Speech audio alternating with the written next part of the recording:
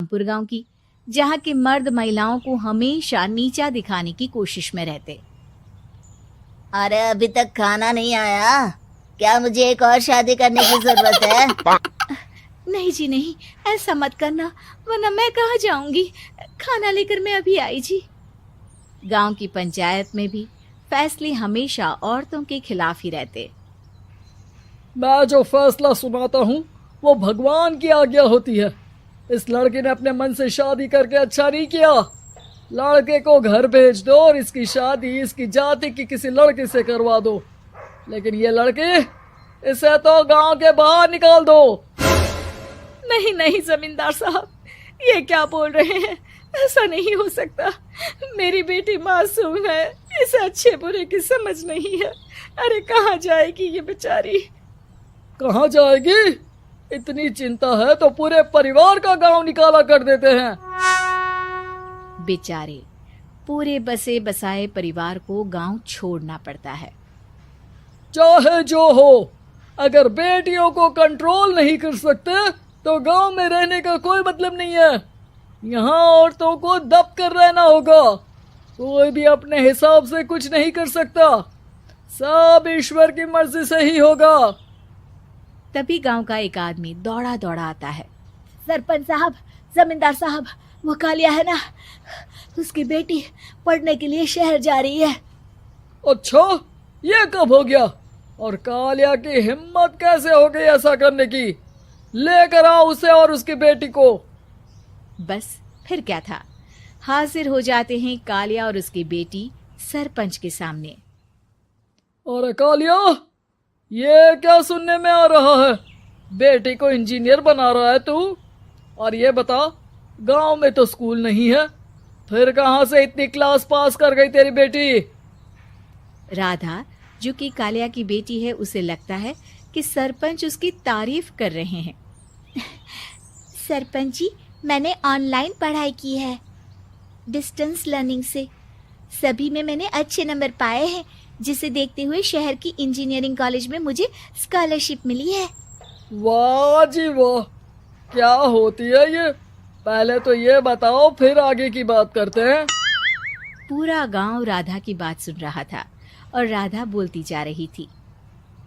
तो ऐसे मैं फ्री में एक अच्छी शिक्षा लेकर गांव में जो कुछ परेशानियां हैं, जैसे बिजली, पानी और इंटरनेट जैसी समस्याओं के लिए काम करूंगी।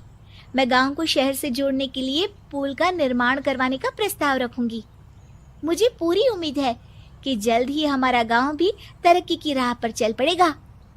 राधा की बात सुनकर सारे गांव वाले ताली बजाने लगते हैं। सरपंच को समझ नहीं आता कि वो क्या करे। चुप रह नादान लड़की, गांव के खिलाफ जाने के लिए तुझे गांव से बेदखल कर दिया जाएगा, वो भी पूरे परिवार के साथ। और हाँ, अगर ठीक से गांव में रहना चाहती है तो ये पढ़ाई लिखाई छोड़ दे। हम तेरे लिए गांव का कोई होनहार लड़का देखेंगे। तभी गांव का एक आदमी बोल पड़ता है। अरे नहीं नहीं सरपंच जी, राधा बिटिया जो बता रही है, अगर वैसा हो जाए तो हम लोगों को पैसा कमाने के लिए बाहर नहीं जाना पड़ेगा। हाँ जी, और ना ही कोसों दूर पानी के लिए भटकना पड़ेगा। हमारे बच्चे भी अच्छी पढ़ाई कर सकेंगे और आगे बढ़ेंगे, ना कि हमारी तरह खेती करते बैठेंगे। क्यों गांव वालों, राधा बिटिया का साथ देना चाहिए ना। सरपंच देखता है कि गांव राधा के साथ है तो वो चुप हो जाता है। वो घर आकर अपने सलाहकार से बात करता है, जो बहुत ही चालाक किस्म का इंसान होता है। अरे सरपंच साहब, आपको बहुत ही होशियारी से काम लेना पड़ेगा।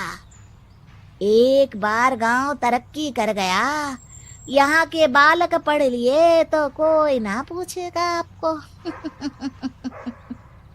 और फिर ये जो बेटा और बेटी है ना आपके, इनको भी आम लोगों की तरह ही जीवन जीना होगा। हाँ, लेकिन करे तो क्या करे? वो ना आप मुझ पर छोड़ दीजिए, बस मैं जैसा बोलूं करते जाइए।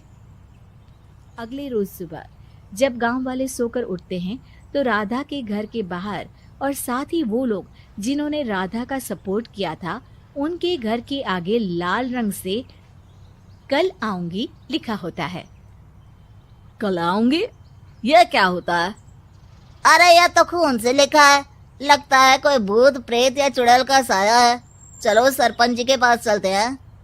सभी सरपंच के पास जाकर उसे सारी बात बताते हैं। अरे ये तो बड़ी मुश्किल की बात है। चलो मैं एक बाबा को जानता हूँ, उन्हें बुला लेता हूँ। सरपंच बाबा को लेकर गांव के घर के बाहर जाता है। ओहो, तो ये वो चुड़ैल है जो उन लोगों को निशाना बनाते हैं जो गांव को बदलने का सपना देखते हैं। वो गांव को ऐसे ही संपन्न देखना चाहती है। वो नहीं चाहती कि कोई बाहरी यहाँ का कायाकल्प करे।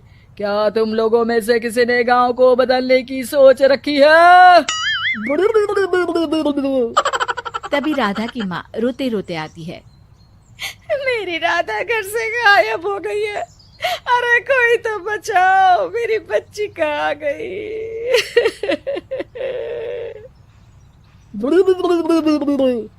ले गई वो चुड़ैल, तेरी बच्ची को ले गई। अब वो उसे श्रापित करके छोड़ेगी, उस पर चुड़ैल का साया हो जाएगा। तभी बुरी सी हालत में राधा भी वहां आ जाती है। उसके बाल चुड़ैल की तरफ फैले होते हैं और कपड़ों में खून लगा होता है। सभी राधा को देखकर डर जाते हैं। माँ, पता नहीं मुझे कौन उठा कर ले गया था। अरे दूर दूर हो जा चुड़ैल, अब हम लोग इस गांव में नहीं रुकेंगे। अरे कैसी बातें कर रहे हैं आप? कल तो आप मेरे भरोसे गांव का हुलिया बदलने, अपने बच्चों को पढ़ाने और तरक्की उन्नति की बात कर रहे थे, तो आज क्या हो गया आपको? ये फिर तुम लोगों को बहकाएगी। ये चुड़ैल गांव में आ चुकी है, ऐसे ही ये तुम्हारे घर के बच्चों को भी ले जाएगी। गांव वाले राधा को गांव से बाहर निकाल देते हैं। उसके माँ बाप रोते रहते हैं, लेकिन गांव वाले नहीं मानते। मैं भी अपनी बहन के साथ गांव के बाहर रहूंगा, लेकिन वो पढ़ाई नहीं छोड़ेगी। वहीं सरपंच के घर पर सलाहकार कहता है। देखा, सांप भी मर गया और लाठी भी नहीं टूटी।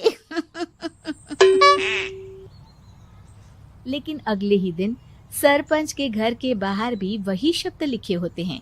और फिर सरपंच की बीवी कहती है, हमारी बेटी को किसी ने अगवा कर लिया है। तभी राधा का भाई वहां आ जाता है। अरे गांव वालों, मैंने सरपंच जी की बेटी को देखा था। वो चुड़ैल उसे उठाकर ले जा रही थी। अरे क्या मजाक कर रहे हो? नहीं नहीं सरपंच जी, आप नहीं जानते। वो चुड़ैल अब आपकी बेटी में आ जाएगी, जैसे राधा के अंदर आ गई थी। तभी सरपंच की बेटी वैसी ही हालत में वहां आती है जैसे राधा आई थी। पापा, पता नहीं कैसे मैं गायब हो गई थी।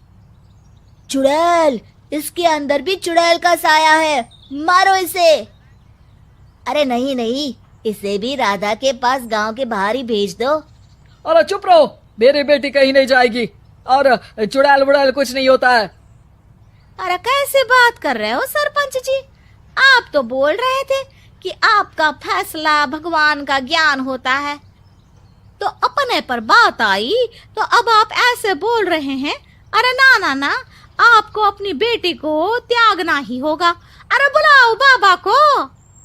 राधा का भाई बाबा को ले आता है, जिसे अब गांव वालों के डर के कारण सच बोलना पड़ता है। मैं कोई बाबा नहीं हूँ, मैं तो मोची था। ये सलाहकार महोदय ने मुझे कहा था एक्टिंग करने को। अब वो मुझे पैसे देने वाले हैं। अब मुझे माफ कर दो। गलती हो गई, मुझे माफ कर दो। तभी वहां राधा आ जाती है। देखा सरपंच जी, जब गांव के बच्चे साक्षर होंगे तो आप जैसे लोगों की चालाकी नहीं